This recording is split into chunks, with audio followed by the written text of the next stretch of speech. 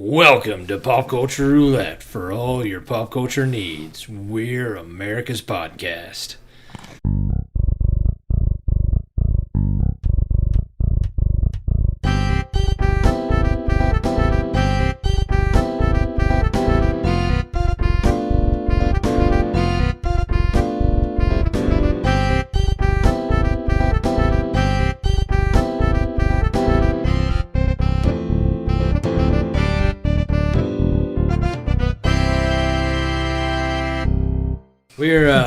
We're actually live again. It's becoming a thing recently. Mm-hmm. But I'm Nicholas.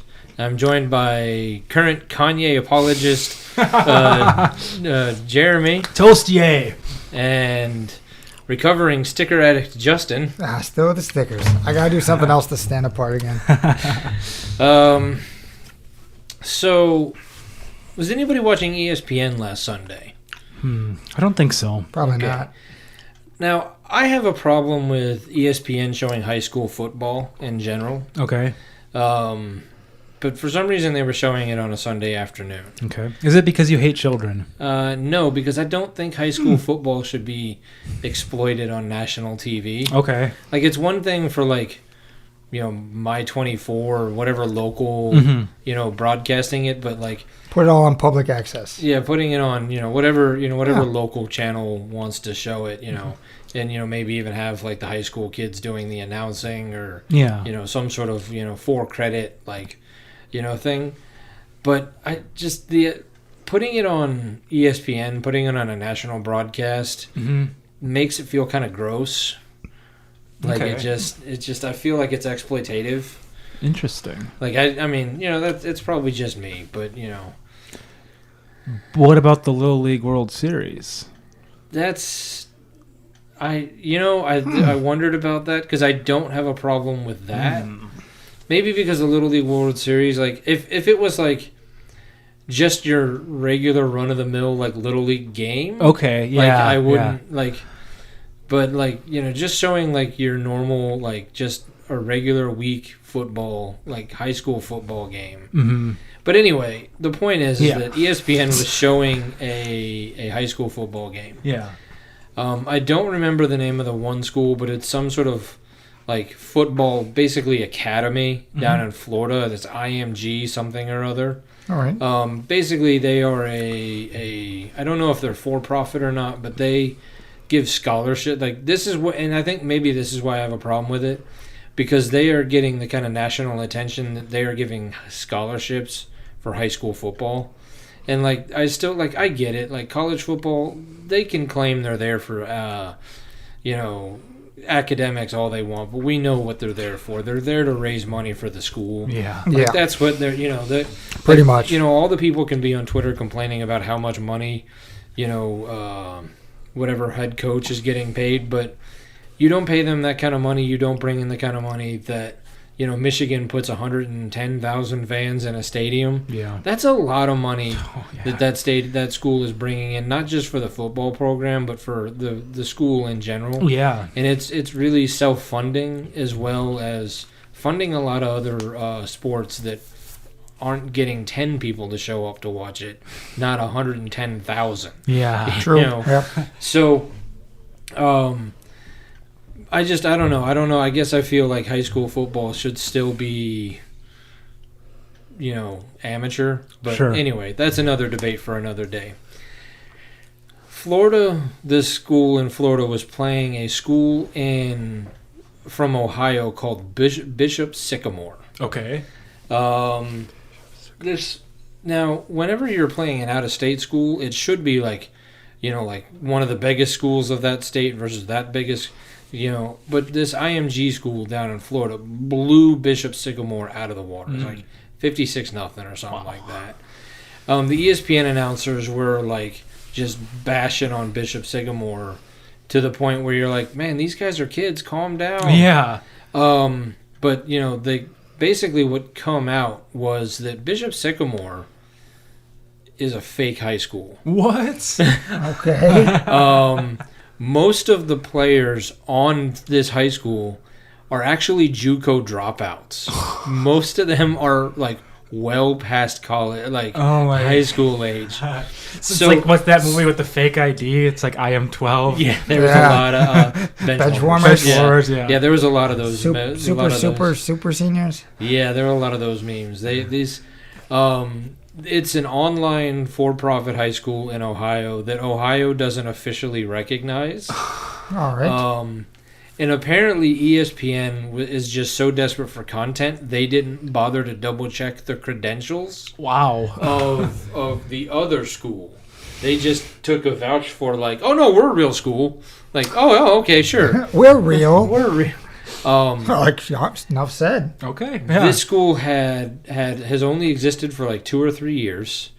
Apparently last year they were like 0-6 or 0-8, which is amazing considering they're all made up of people who were not high school age. They're all older men getting destroyed by high school boys. That's nuts, man. The head coach of the team has multiple warrants out against him for fraud. Because apparently this is not the first time he's done this with a school. This is at least the second school that ESPN was able to find, is aware of, that he kind of created. He's defaulted on hundreds of thousands of dollars worth of loan, which is where the fraud warrants are out. Yeah, it just, like, as you did just the barest amount of research. Mm-hmm. This whole thing came crumbling down like a house of cards. So they literally would have just had to put that name into a search engine, and they probably would have found out right away. Right. All they would have had to do... Google the coach. Yeah. Right. Yeah. They would have had to just the 5 seconds of research, you know. But it's been a lot of fun this week listening to the radio or reading the reports on like, every day there's some new information. Because at first it was like, ESPN gets tricked by a fake high school. And then, like, the head coach of that school has warrants out. These kids aren't even most of them aren't even high school players. They're, like, dropout JUCO players. They're like... How bad do you have to feel as one of those players, though? Like, you're a former JUCO player and you're getting destroyed by high school kids. Yeah. Well, I mean, I think at that point that should tell you that you're done. You can't do this. Your hope of making it to the pros probably not going to happen. That's done. Now, to be fair to them, though, the way this program in Florida runs and the amount of, like, blue chip talent this school has, it could probably give a lot of, like, D3, or lower schools a run for its money. Yeah. Because these guys, like, almost everybody on that roster is going to end up in a D1 program somewhere. Okay. Because they've all been recruited, and a lot of them have scholarships. This isn't your normal, like, we hope we have talent this year, and just, we hope they live within our boundaries. I'm very familiar with those types of schools. Most schools. Yeah. Well, you said that, like, they went 0-16 like 2 years ago. So unless they're always playing top-notch schools, they should be able to win. Yeah, well... And then how many of these guys are they going to be like, oh, that's child abuse because they're beating up on 16, 17-year-old kids playing football? Well, that's part of it is the other schools that had agreed to play them that are now being told this information are like, the parents are like, our school didn't, like... Seriously, like, you did as much research as ESPN did when you agreed to bring these people in. Like, I was kind of shocked to learn that this system of high school football is starting to exist. Like, I mean, it sounds like it's almost like AAU basketball now, where, like, these high schools are going around the country recruiting players to come play for them and give scholarships and move them down. Where, like, when I went to high school...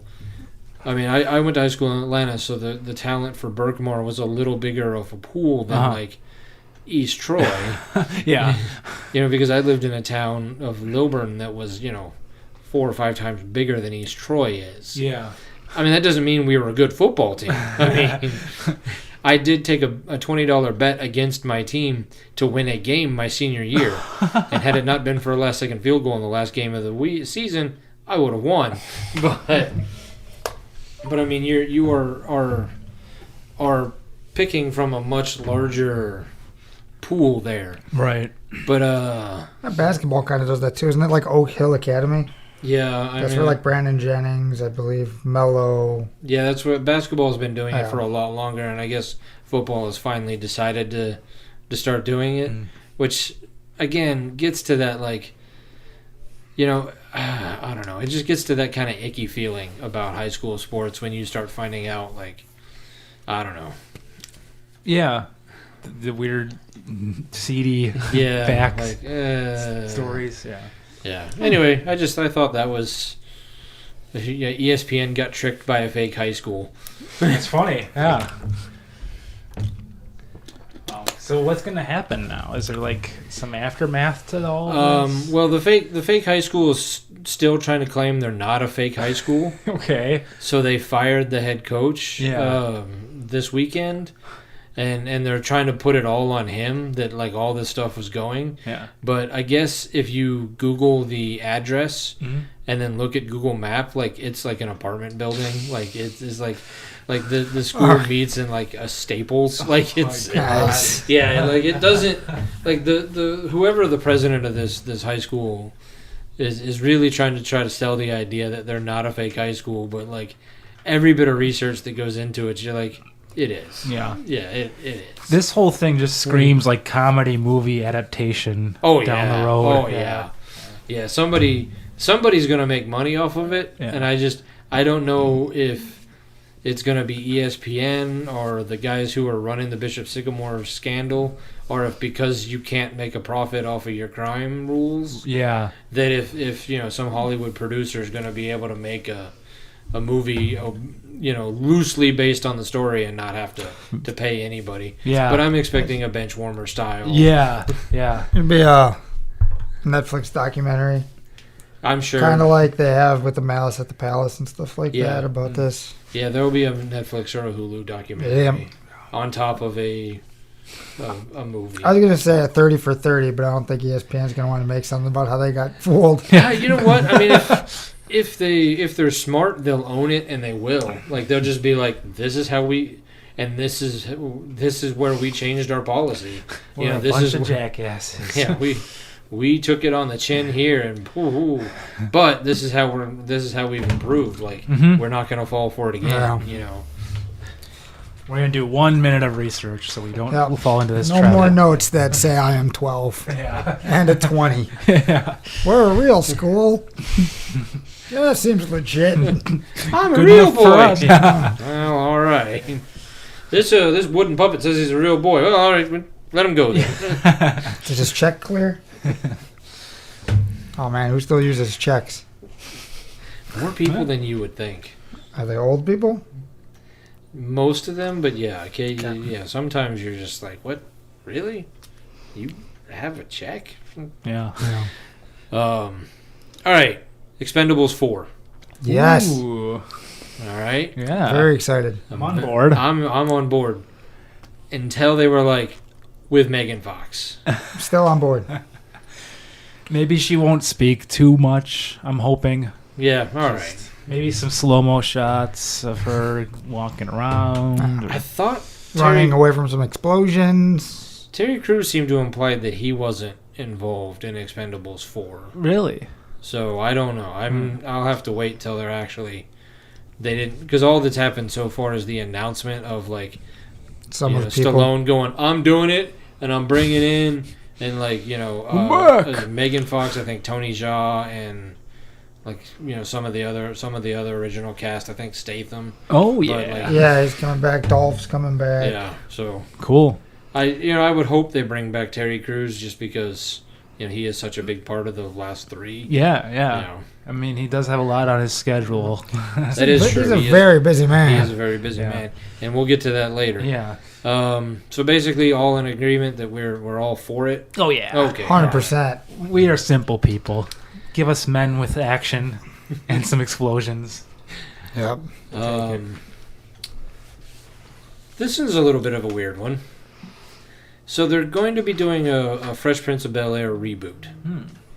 Will Smith is involved in it. Mm-hmm. It sounds like mainly just as a producer, not like acting in it. Okay. But they're bringing it back as a 1-hour drama. No. Nah. I'm good. Yeah, that's kind of what I... That's a no for me. I was like, okay, bringing back Fresh Prince of Bel-Air. All right, that's cool. I mean, maybe, him and Carlton both have kids now. Mm-hmm. And then they're like, no, they're bringing it... They hired some kid out of Philly to be the Will Smith character, and they're bringing it back as a 1-hour drama. Yeah. It sounds like it's heading, like... I mean, I don't know, but to me, that just screams CW. Like, oh yeah. Oh, I was gonna say Amazon Prime. Maybe. I don't know if that should even be on a normal. But it just screams like that just screams a CW show where like they're all a bunch of teens who have problems that are way beyond their actual years. Yeah. Definitely. Like I do know that it's tough to be a kid these days. I do remember that Fresh Prince of Bel-Air probably did flirt with the drama line a lot more. Yeah. Than a lot of other sitcoms did. Mm-hmm. They had a lot of serious episodes here and there, but. Mm-hmm. Just like, but the whole thing was like it was a sitcom. Yeah, like right. I mean, it's at the still end of the day, it was still funny. Like, yeah, it was still. I'm gonna have to learn a lot more about it, but I definitely think I'm probably out. Yeah, I think it's destined to fail. Yeah, when you said an hour drama, we were both like out. Yep. This series is gonna crash, burn, and get the fiery death I think it ultimately deserves after season 1. I do wonder if season. You give it a full season? I'll give it a whole season. I'm not even sure it makes it to air, quite honestly. I think it goes the same way as Powerpuff Girls, which we still have to read from. Yeah. Well, once we're done with Halloween, maybe we'll make that a Christmas gift for our Powerpuff Christmas. Yes. Yeah. All right. This one's gonna be interesting. Okay. China. Okay. Well, we all know they're a little shifty. They have decided, and this is their words, not mine. Okay. That they are banning sissy men from TV. They are banning all content and all effeminate men from TV. Uh-huh. They are tired of the things that they're doing to the culture. And they want to make sure that only masculine, real men are. Do they have any examples that they listed? They did not list examples. China was very tight-lipped on what they consider to be sissy man. Yeah, they consider to be the sissy man. It was clearly. It's clearly an anti-gay thing. It's an anti-LGBT. Sure. They're just trying to make it cute, like cutesy the name up. Yeah. But they also, in the same token, are banning any actor, and they want the people to the providers of content in China to pull any content of actors that have failed morally. Okay. That's a fine line to be walking. Or do not, live up to the proper standards. Jeez. Sounds like a fun place. Yeah. I did wonder, I mean, if sissy men are getting banned, mm-hmm. I mean, there's so many easy jokes that I want to take about. I had several pop in my head, and I'm just like, I'm not going. Nope. I was going to say something about how Media Pod Smash might be banned. Oh, jeez. What do you say about Ryan? Fuck this. I'm sure that was probably banned way before that for other reasons. I mean, I would also, just without taking it any further than this, the system of government that is run in China is communism. Mm-hmm. This is what communism leads to. There you go, people. See what happens. I mean, I'm just saying, like, there's a lot of talk about how there's a push for it, and that it might be better, but this is how every system of communism has ever gone. Yeah. No. Yeah. I mean, you look at state-run media when the Communist Party is in charge of Russia or Cuba or China, or go from there, and this is what happens. Yeah. And we'll leave it at that. Okay. All right. Put your soapbox over back in that corner there. I'm not even gonna assign who I'm talking about. I mean, all right. So Shang-Chi came out this weekend. Mm-hmm. I really wanted to go see it. I did not get a chance to. I did not either. Nope. So this obviously will not be a review of the movie at all. This is just a review of the box office numbers. Okay. I was informed that you should watch the short on Disney Plus about the Iron Man 3. Yeah, All Hail the King. Yeah, before you see that movie. Yeah, it's a short. I was unaware of that. Yeah, it was on the Iron Man 3 DVD Blu-ray. It's because the fake Mandarin that was in Iron Man 3, what's his name? Ben Kingsley? Yes, thank you. Ben Kingsley was Trevor Slattery, and he was faking being the Mandarin. Okay. And the end of the movie was him going to jail. Right, yeah. And so the All Hail the King short is him being interviewed about his crimes, and it's got kind of a crazy twist. Oh, so okay. Watch that first. Clearly leads to Shang-Chi. I don't know how long ago they were planning Shang-Chi. And if it was just like, well, this really works out to our benefit, we'll just take that and work it into here. Yeah. But the important part about the box office numbers for Shang-Chi is, one, it set the record for Labor Day weekend. Like it's like the second or third biggest opening since COVID started. Okay. Which it's nice. Marvel doesn't, but it's the biggest Labor Day weekend opening of all time, not just COVID or just all time. Because apparently history has said that people don't go see movies on Labor Day. Yeah. And I don't know what that is. Maybe because Labor Day is like kind of the unofficial end of summer and everybody wants to get that one more picnic in or that one more ride out on the boat. Right. As we've spent the last 5 hours indoors. Yeah. So well, we're not like everyone else. That's right. We are dedicated. But this is very important. It's very important that Shang-Chi did as well as it did this weekend. Because basically, Disney, Marvel, and a couple other studios had kind of hinted at if Shang-Chi came out and didn't do well, even if it did well with the critics, it didn't matter. It didn't do well in the box office. A lot of movies that were supposed to come out this year were going to get pushed to next year. Oh. Because they were using this as kind of a bellwether for if people are willing to go back to the theaters yet. Okay. So it was like a sacrificial lamb here. And so like they had pushed Venom back a couple weeks already, and I guess they just dropped it back to its original like October 1st or whatever it was. Cool. And they were threatening to push Eternals and Spider-Man to next year altogether if, with money-wise or box office-wise, it didn't do what they were hoping. Yeah. And it seems like, even though it wasn't quite the $100 million opening that every other Marvel movie is, it was in the 80s. So for a Labor Day weekend, apparently that is like more than double what the record was. So yeah, I do think that a lot of movies that were about to be pushed will not be pushed now, which is good because that means we can actually get back to the movies. Yeah, awesome. That makes me wonder though too. Then what kind of movies all came out on Labor Day? If the numbers are that low, that's a good question. What kind of movies are they comparing it to though? I did not do that research. All right. All right. All right. Maybe that'll be something we look up at some point or another. Right. Well, maybe we'll remember that for next Labor Day, and we'll do a Labor Day based. Yeah, because I was just wondering if you said it was like so low. I'm like, are they just releasing bad movies?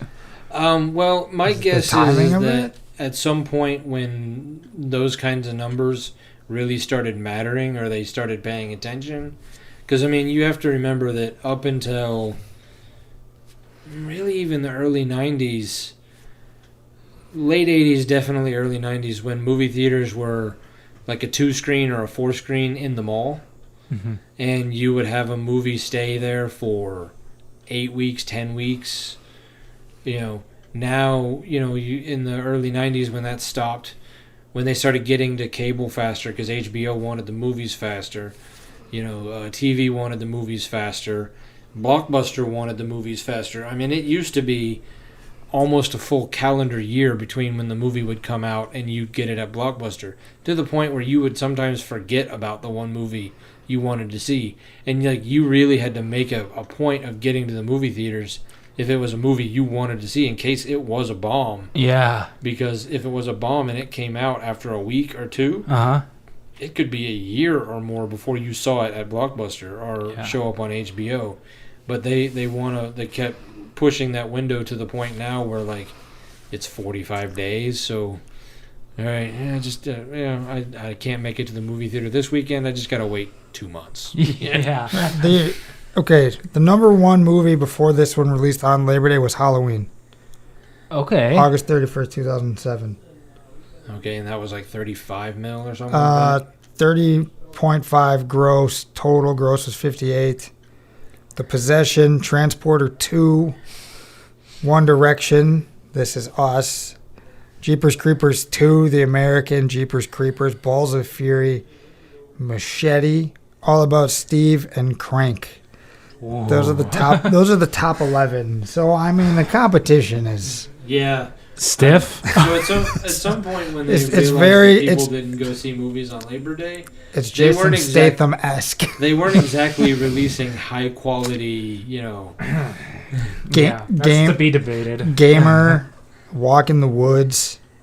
I mean, I'm not saying that all of those movies are bad. I'm just saying they weren't Shang-Chi level. Right. Yeah. They weren't, MCU movies. They weren't like, let's put out this movie that we're pretty sure is going to be up for Best Picture of the Year. Right. Here's Machete. Wait, what? Wait a minute. Jeepers Creepers and Jeepers Creepers 2. Yeah. So, all right. I contributed to the Halloween one. I don't think I contributed to any of those other ones. So. No Crank? I saw Crank after. I saw Crank. I rented it. I'm pretty sure I went and saw Transporter 2 in the theaters, though. That was another one I didn't see till way after. So. Yeah, I've only ever seen the first which one? Transporter? Mm-hmm. I don't know if I've seen all of those. If you saw the first, you saw the second and the third. Oh, sweet. Yeah, it's basically the same. Yeah, they're not really that. They're not thinkers. No. I mean, neither's Expendables, but we still watch those. I'll have to rewatch the Expendable series before the fourth one comes out. Yeah. We should have a little mini marathon. Oh, yeah. All right. So before we get to our AGT breakdown, we're going to have to get serious for a minute. Oh, okay. We're done with the notes? All right. Who died? Well, nobody died.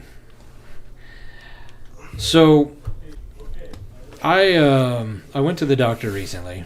And before everybody gets, crazy, it's nothing bad. It's not like I'm like, I have 6 weeks. No, it's nothing like that. But those of you that have known me for a long time or have seen pictures of me have probably noticed that I've put on some weight. I know that I've always been bigger, but I went to the doctor and I have an elevated blood pressure, but it's not that high, so a little medicine for that. And the one that is the problem though is the I guess technically I have diabetes now. So I have been put on some medicine and I have to start losing weight before it becomes an issue and it becomes bad.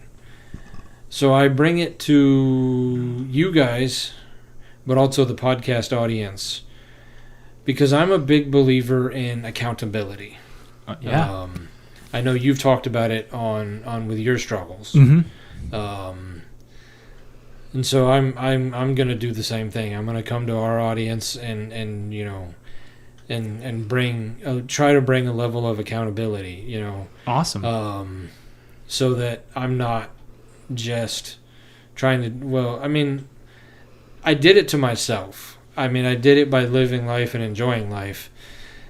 Because that's just I'm not gonna blame. I'm not gonna sit here and be like, oh, McDonald's did this to me. No, I mean McDonald's contributed. Yeah, but I could have not gone to McDonald's.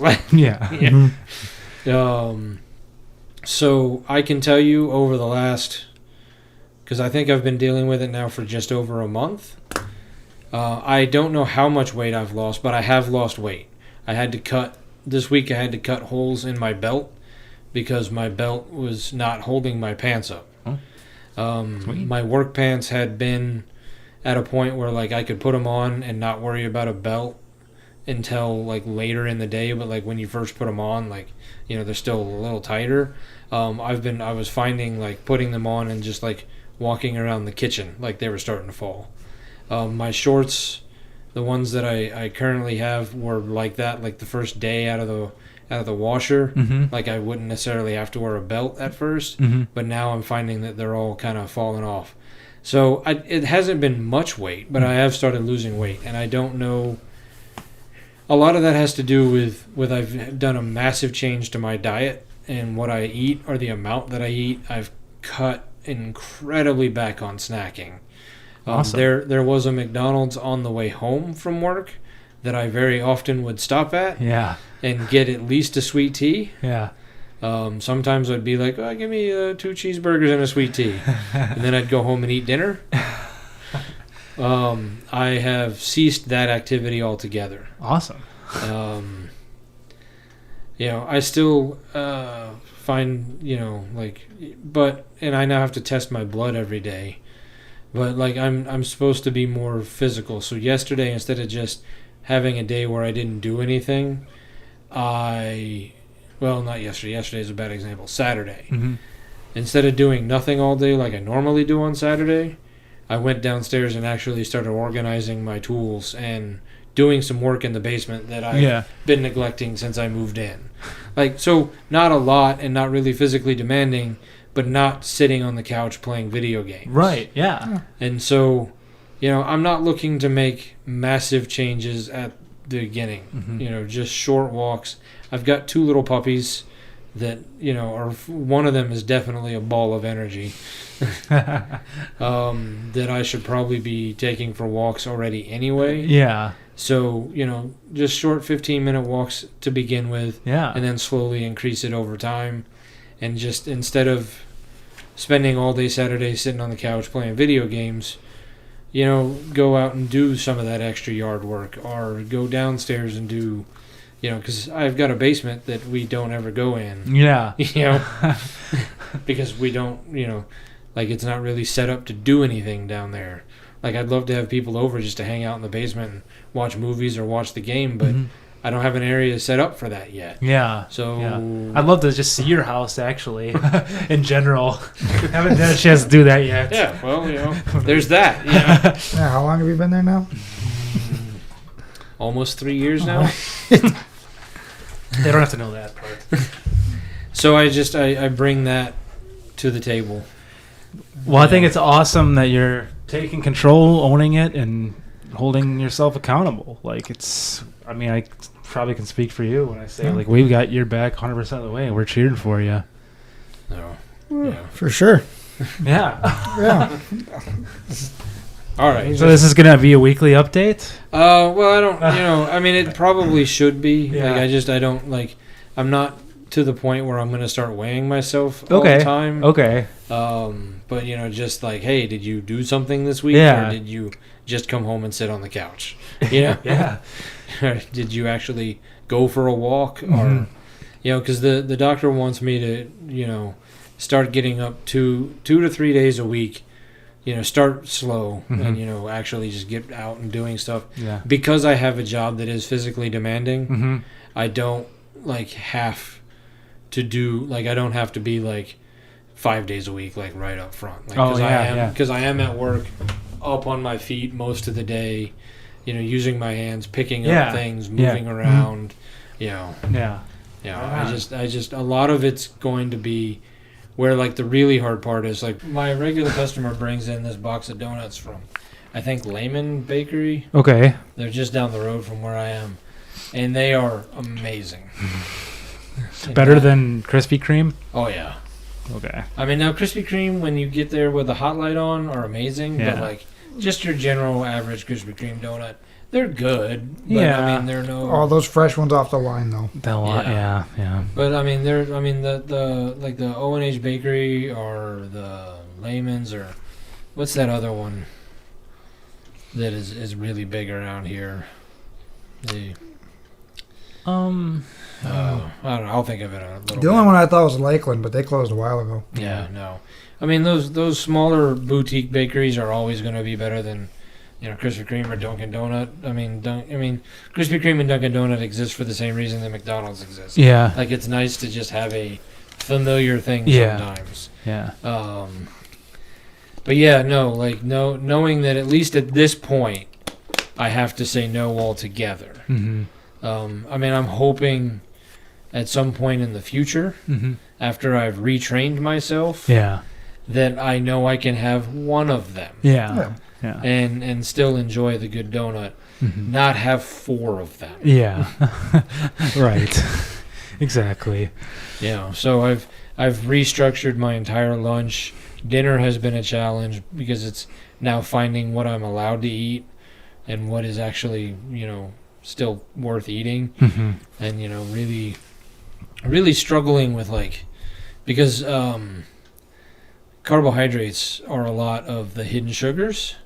So learning that I have to cut out a lot of that. Yeah. So figuring out how to eat that does things that don't involve bread or pasta or rice or potatoes. Stuff that's in everything. Right. So that's a struggle, and it's going to be a struggle until it kind of clicks and I can figure it out. But, like I said, without having weighed myself, I know there's already been a difference. Yeah. So awesome. We'll hopefully see a bigger difference. Cool. And man. then in a little bit, I will be going to a different doctor for the sleep study. So hopefully I can get that problem solved, and increase the energy level on top of, getting out, because that's part of it. Is I just have no energy, but I sleep like crap. Yeah. So which again comes back to the weight issue. But I know there's something else going on there too. Sure. Well, that's awesome, man. I mean, I won't say any more compliments because I could feel the air leave the room as soon as I mentioned nice things. Made everybody uncomfortable. Yeah, it's kind of a weird thing on this podcast. They compliment each other. How dare you? The mics are on, you insult each other. Okay, so now it is time for America's Podcast. Recaps America's Got Talent. I'm not letting you get there. Didn't to say a word. You got it this time. Yes. I'm going to talk really fast like one of those announcers to get to my words there.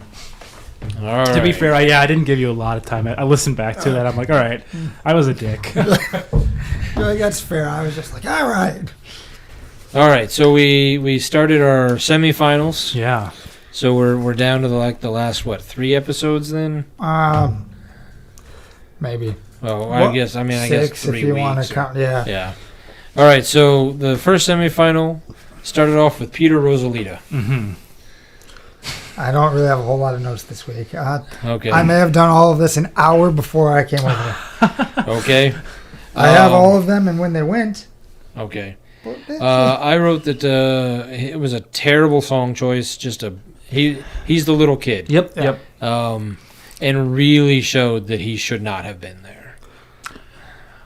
Yeah, I would agree with that. I mean, his voice is very, very powerful though for his age. I mean, it's just but I mean, you could tell it was really pitchy. Yeah, and there were parts that this week. Do you remember? Was it a newer song or an older song? I don't remember, quite honestly. Because when, last week, Simon said, sing younger.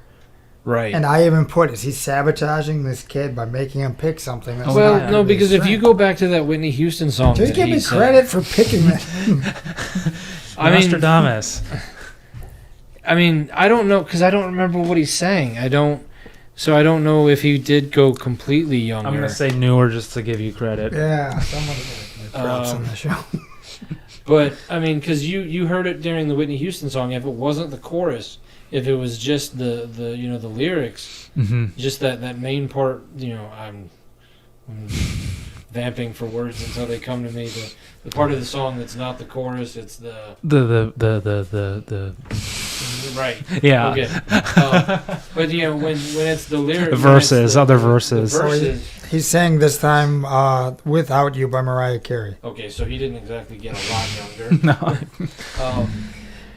No. When he was in the verses, not the chorus, like it's pitchy. It's he's struggling to keep up. Like they really gave him way too much credit for the whole stop. We need to restart because they're like, oh wow, look at how like you're just such a professional and you're only 11 or 10 or however old he is. Mm-hmm. And it's like, well, I mean, he couldn't hear it, and yeah, like what else are you gonna do? Right.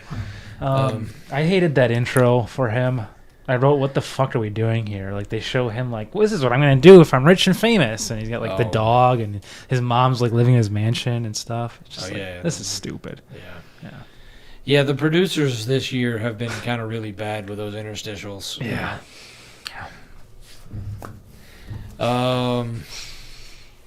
Then we went to Michael Winslow. Yeah.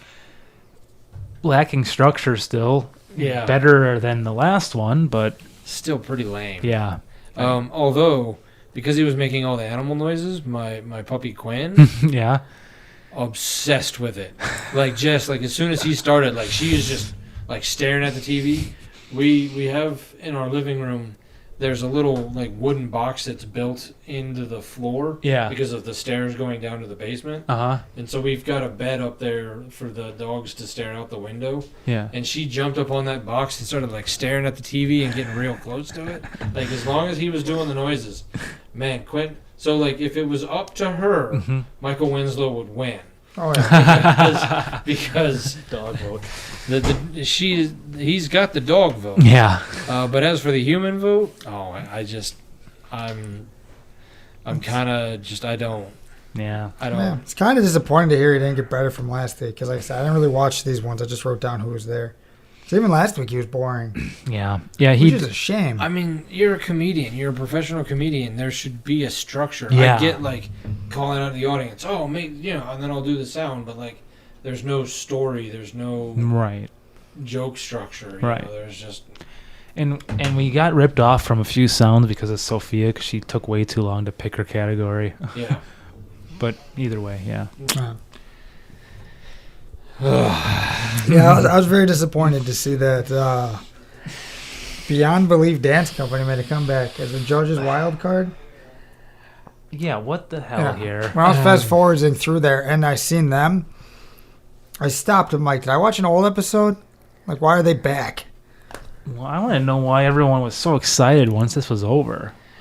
I wrote, they got brought back for this shit. I'm getting pissed. Yeah. Like, I'm genuinely angry that they brought a terrible act back. I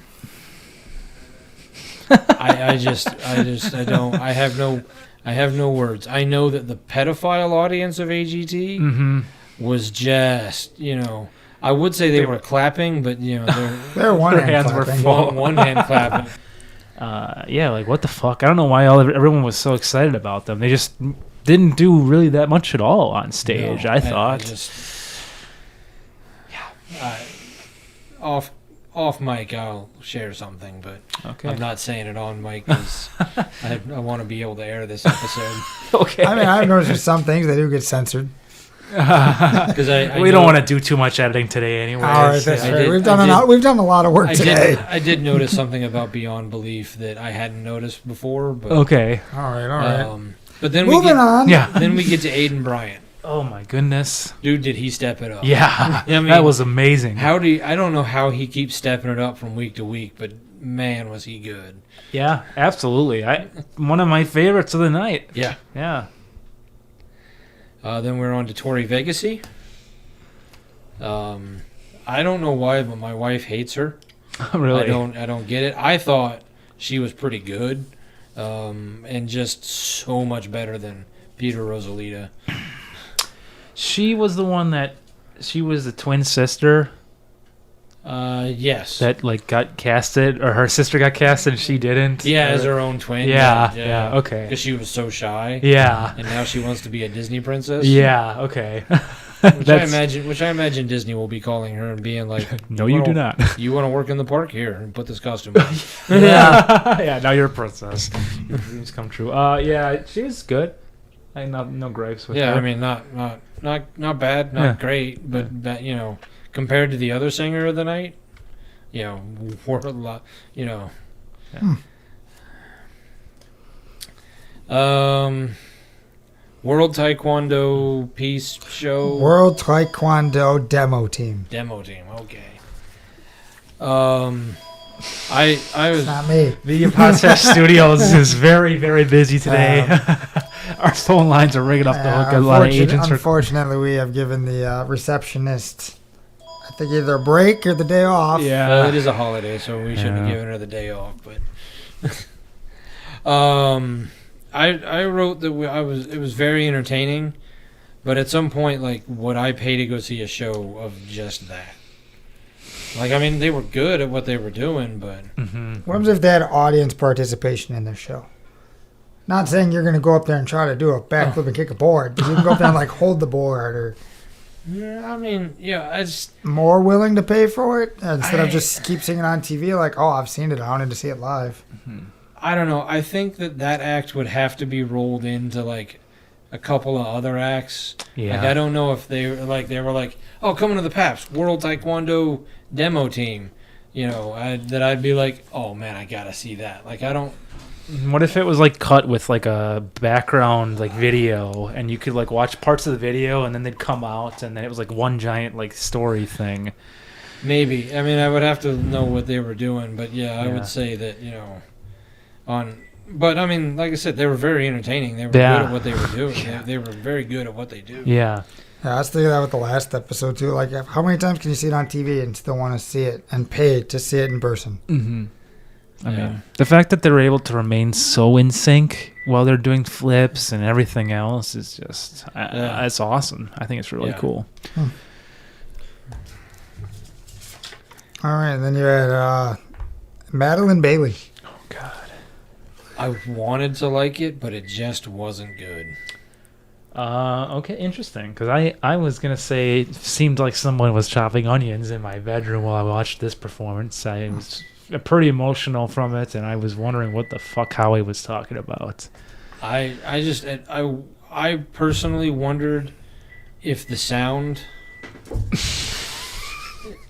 Is it really the best time for that? I personally wondered if the sound on the stage was off or on the TV, because it didn't.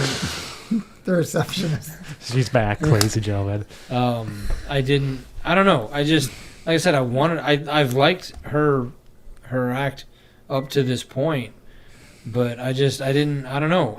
There was something.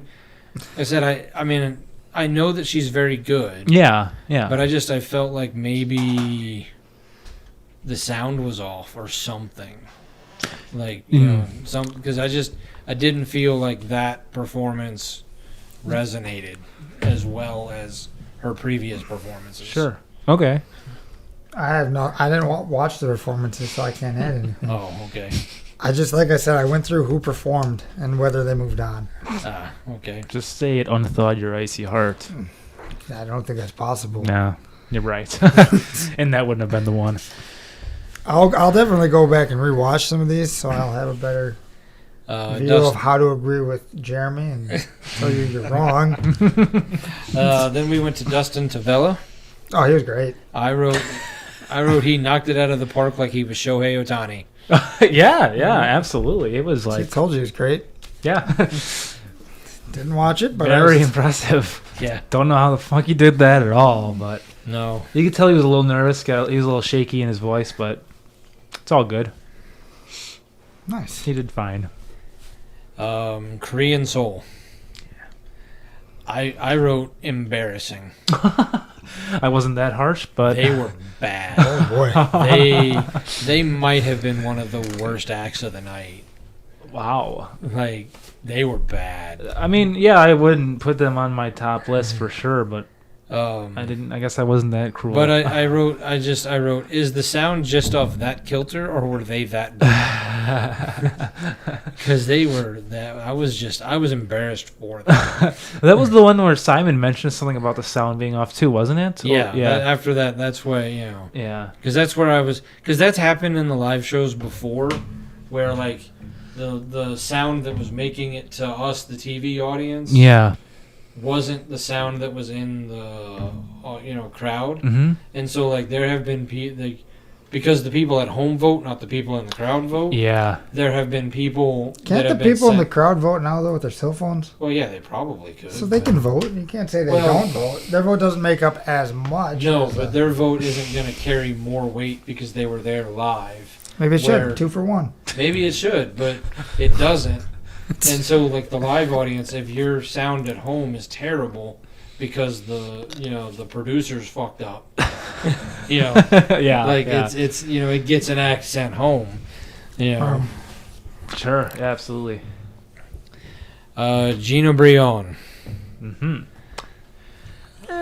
I thought some of her other performances were maybe a little more funny, but this was good. I had no problem with it. I laughed. Second best act of the night. Wow. Okay. Who's your first? Is Adrian? Dustin Tavella. Aiden Bryant was really good. Yeah. But the magician. Yeah. Yeah. Okay. The magician. Yeah. Right on. So then we end with Jimmy Herod. Whatever. I wrote good, but he's just not my style. Yeah, not my cup of tea. Not my cup of tea. Yeah. I don't know if I could handle listening to an entire concert of that voice. Yeah. But all right. So that was the end of the lives. Now we're on to the results show. Mm-hmm. For our save vote, we have Jimmy Herod, Michael Winslow, and Taekwondo. That's your who's getting the votes. Did you look to see who? Did you watch that? Yeah, I've got them on here. Oh, wow. So. All right. We all actually know things. Oh, okay. Yeah, we don't have to do any guessing. Yeah, we just didn't watch it. But so then we get to. So they brought out 3 at the first vote. They brought out Beyond Belief, Gina Brion, and Tora Vagassi. And I was at the point where I was like, okay, I mean, it seems really obvious of the 3 who's getting the vote. Mm-hmm. But if one of these 3 acts gets through, I'm going to flip my couch over. And we're never watching this show again.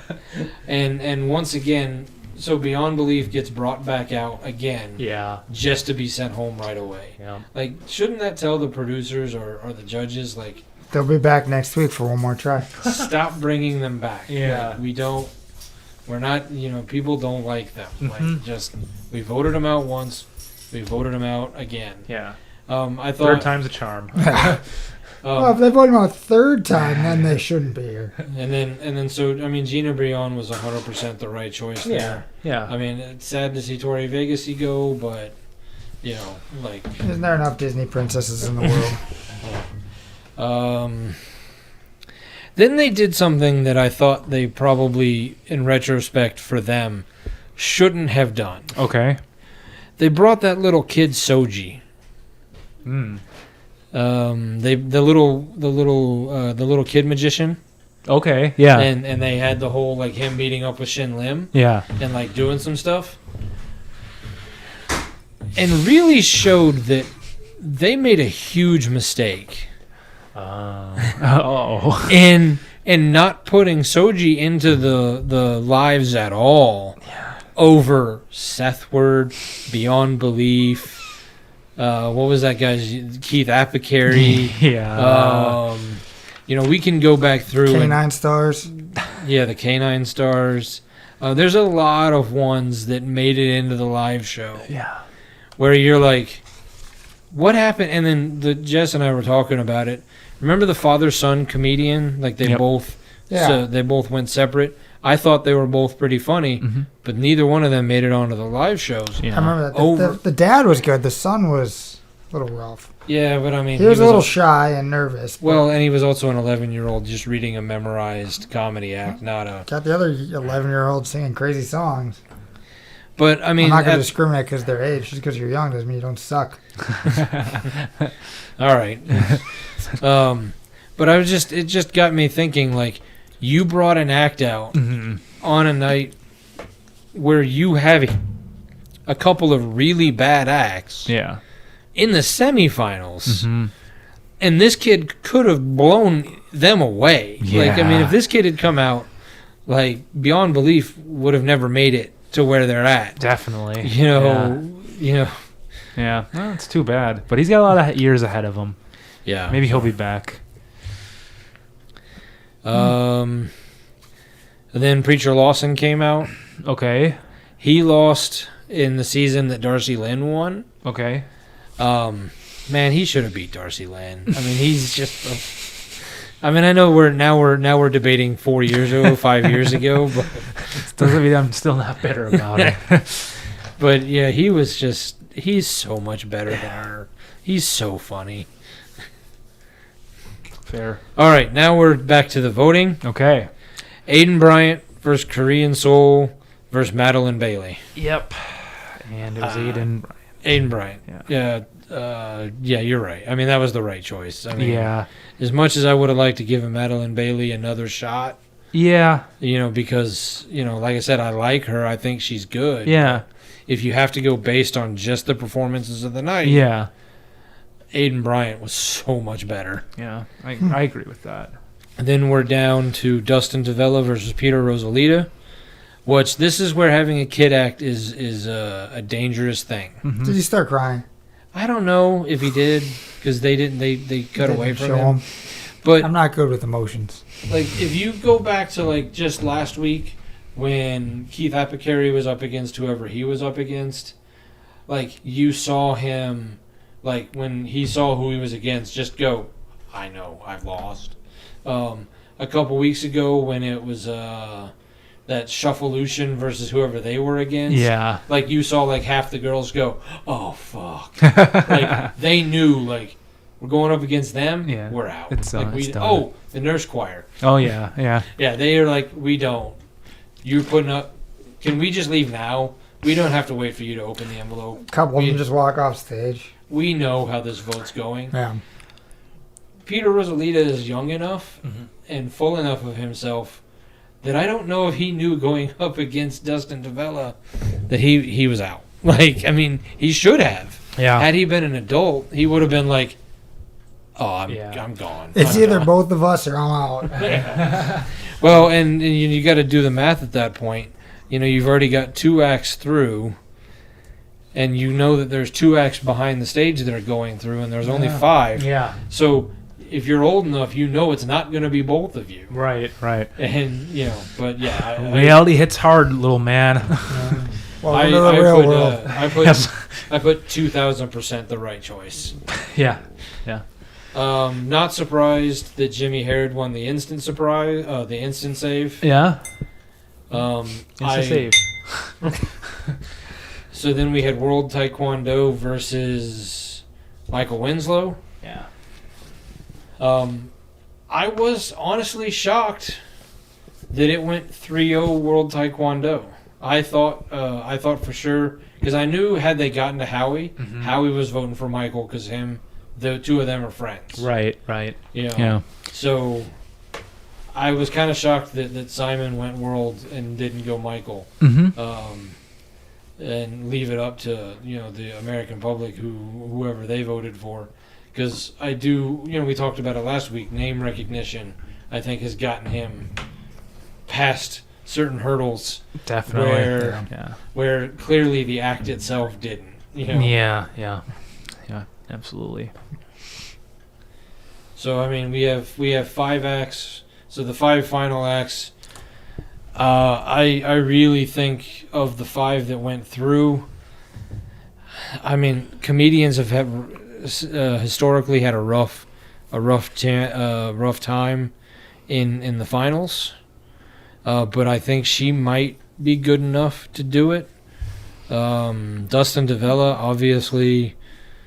I mean, magicians have won a bunch of times. Yeah. So he's got a shot at it. I don't think World Taekwondo has much of a chance. Singers have a real, it comes down to song choice. I mean, I think if Jimmy Herod sings the right song, he has a shot at, but I don't know. Obviously, this week we'll see who the other 5 are and see. Mm-hmm. And Aiden Bryant, I think, is the real wild card here. Yeah.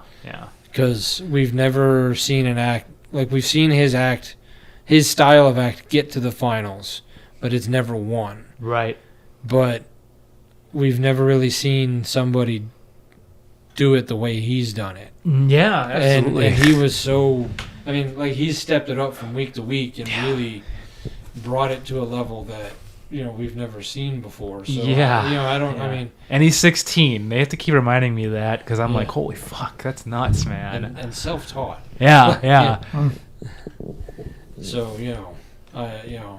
we'll see who makes it through this next week. And then go hardcore on predicting who we think the finals are going to be. But for sure.